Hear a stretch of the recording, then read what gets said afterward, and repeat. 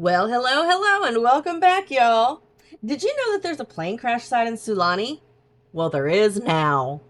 I don't know what prompted me to do this, only that I wanted to do something different. So make sure you like, comment, and subscribe. Let's just get into it. So here I am with the plane crash parts, I guess, that are from Strangerville.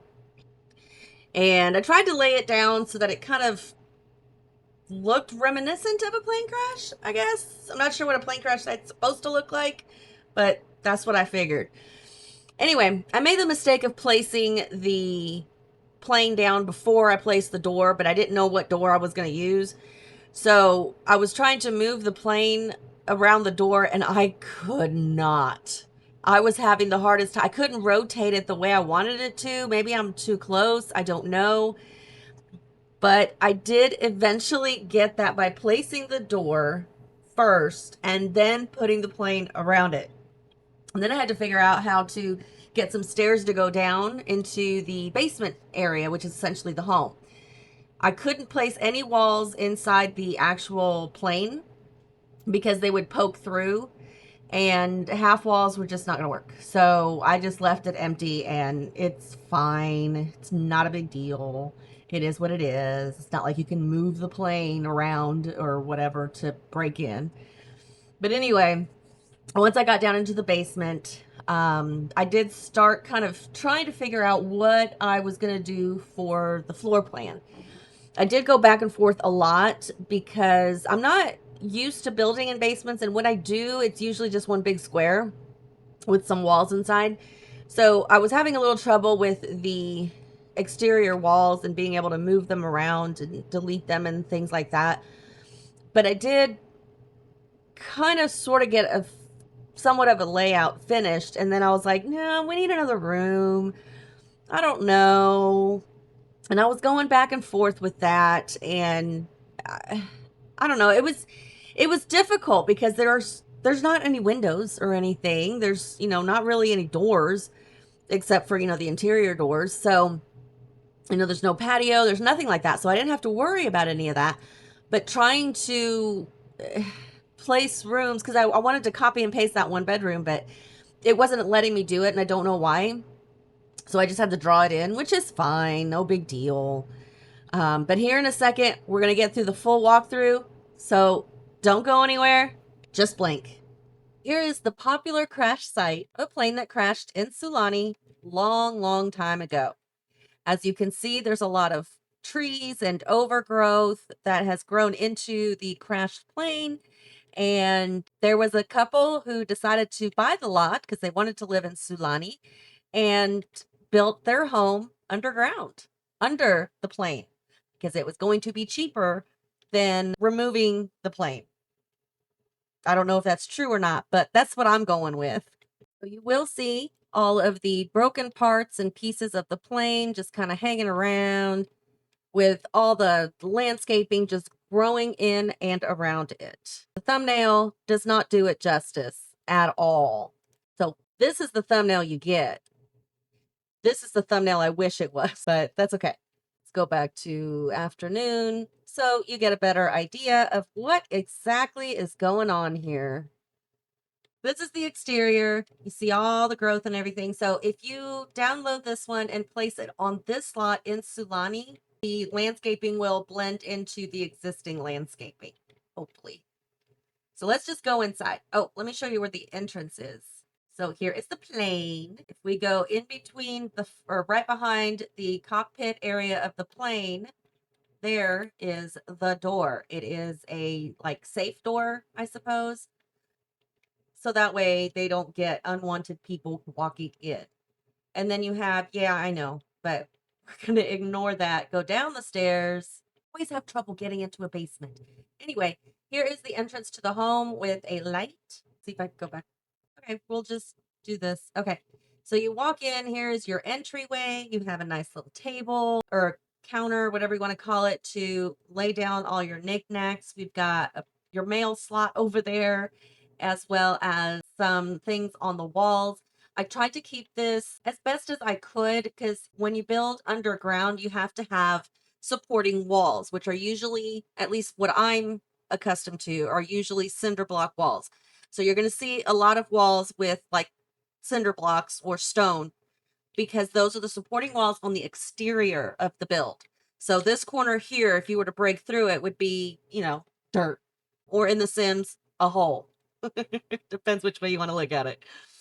And I wanted to keep it, a few things anyway, to be kind of industrial feeling, industrial looking. But over here to the right of the entrance, we've got this wonderful little butler. That isn't a real butler, of course, but he's holding a plant. So there you go. Here we have a hallway with a little table and some decor. We've got some blankets down on the bottom and then some knickknacks, wall decor. And then the walls are like a stone wall, I guess plastered stone walls. And then I have these beams throughout the home, which are also supports for the house so that the ground above them doesn't come crashing down onto them. Anyway, this is the office. Got more supports there in all the corners, some clutter, knickknacks, things like that. Plenty of lighting.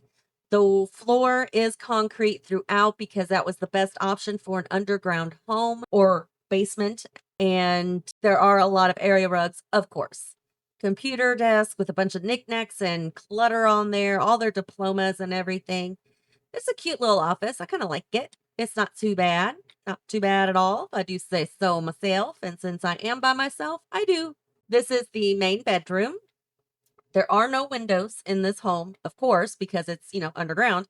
But I still wanted to use some curtains to kind of frame the beds. And I liked that idea. And I tried to make the curtains different in every room. There are 3 bedrooms. So I did try to make the curtains different in every room so it wasn't, all samey. So each room has a different bed, different lamps, different furniture.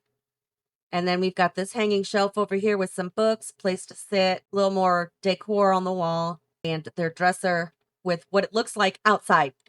And then through this door is their personal bathroom. Double sink with a lonely little toilet over on that wall, some cool mirrors, and a shower tub combo with the light blue and gray stone walls. I do love that flooring. I think it was the coolest flooring ever. When I found that little light blue swatch, I'm like, that is exactly what I'm going to use. Exactly. And I did. And I'm glad I did. This door here is another bedroom. This one's a little different, obviously. It's a little bit brighter. It has a little bit more like Asian style decor up on the walls, wall plants. It's an orange and yellow room with beige wall. That is actually beige. It's just, Sims lighting glitch. And a few little bits of clutter and knickknacks. Not too busy of a room, I don't think. This here is their bathroom as well as the shared bathroom for the other bedroom and any of their guests. And the toilet is back here behind this wall. So if you're using the bathroom and your guest walks in, they're not going to see you. You can yell, "Close the door!" and hopefully they do. The other room is around here. I use these wall accent things. I don't know exactly what they're called. I keep forgetting. And this room is more red and yellow. And I do love this. This is a very pretty room. Not my personal style, but I do like the way it came out. It's very uncluttered. By the time I got to that second bedroom, I was already at like $90,000. So I was like, okay, this is my last room to decorate. I was like, nah, I can't do any more than that. Like, I'm getting a little crazy.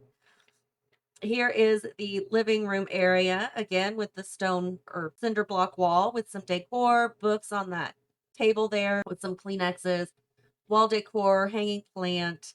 I've love these lights. I think they're so cool, so very industrial. Matching couch and chairs, giant TV because, they need their TV and they're sitting a little far away from it, but the height of the TV is good.